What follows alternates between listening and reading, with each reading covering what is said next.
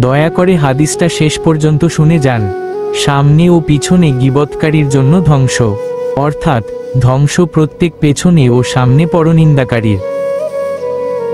সূরা হুমাহ -1।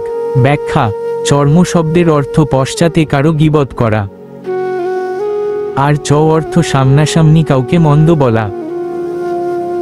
আলোচ্য আয়াতে দুটোকেই নিকৃষ্ট অভ্যাস বলা হয়েছে।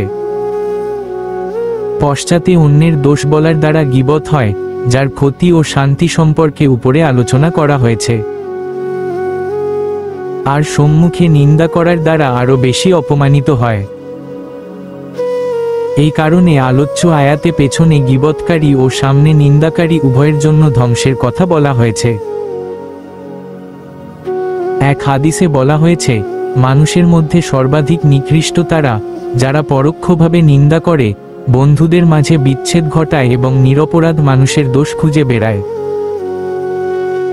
তাফসিরে মাআরিফুল কুরআন -1475।